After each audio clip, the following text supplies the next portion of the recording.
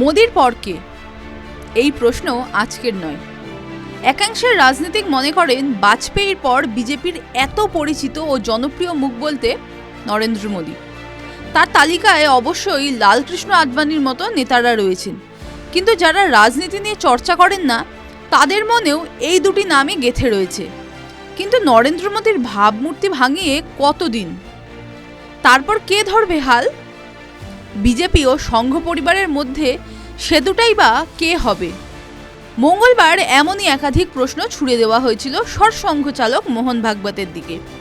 চেন্নাইয়ে আয়োজিত রাষ্ট্রীয় স্বয়ংসেবকের শতবর্ষ অনুষ্ঠানে উপস্থিত ছিলেন তিনি।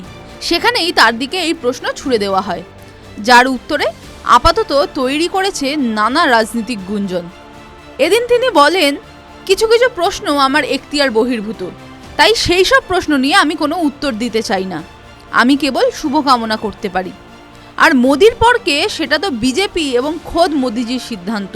কিন্তু যে বিজেপির অন্দরের প্রায় প্রতিটি সিদ্ধান্তে সংঘ পরিবারের একটি অলিখিত অংশীদারিত্ব থাকে, সেখানে বিজেপির উত্তরসূরি বাছাইয়ের পর্বেই তা সংঘ পরিবারের এখতিয়ার বহির্ভূত হয়ে গেল কেন? এই প্রশ্ন তুলছে ওয়াকিবহাল মহল। কেউ কেউ বলছেন আসলে নয়াদিল্লি এবং নাগপুরের দূরত্ব অনেকটাই বেড়ে গিয়েছে। একাধিক সাংগঠনিক রদবদল, উত্তরসূরি বাছাই কিংবা দলের রাজনৈতিক ভবিষ্যৎ নিয়ে কৌশলগত সিদ্ধান্ত, প্রতিটি বিষয়ে নাগপুরের অংশীদারিত্ব আগের তুলনায় কমেছে।